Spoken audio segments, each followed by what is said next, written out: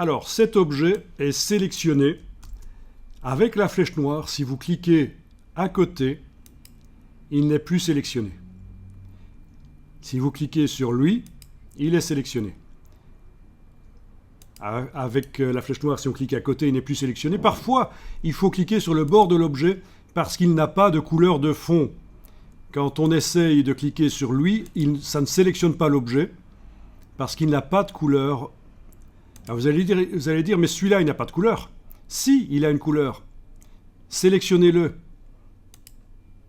Allez voir dans la palette des outils, est-ce que vous avez tous du blanc ici à ce qui concerne le fond et du noir à ce qui concerne le contour?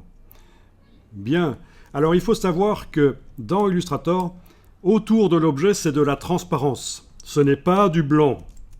On voit le blanc de ce qu'on appelle le plan de travail, donc la feuille de papier en quelque sorte.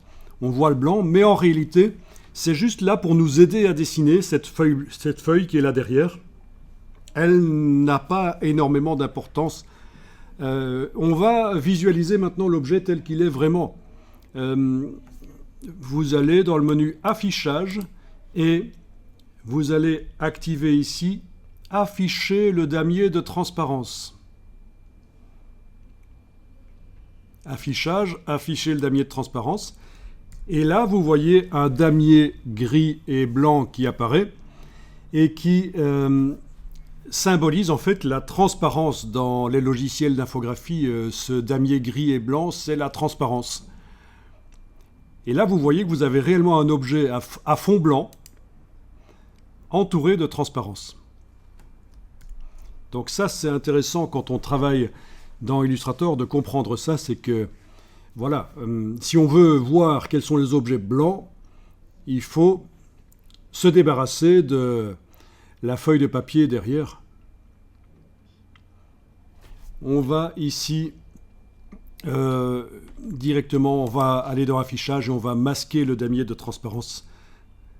Parce que vous avez vu qu'il est assez agressif pour les yeux. Il est possible de l'atténuer, de le faire plus doux, des carrés de damier de transparence plus grands, une différence entre les deux teintes moins forte et on a un damier de transparence qui est beaucoup plus agréable à l'œil. Mais je vais directement vous montrer quelque chose de très intéressant ici quand on travaille dans Illustrator.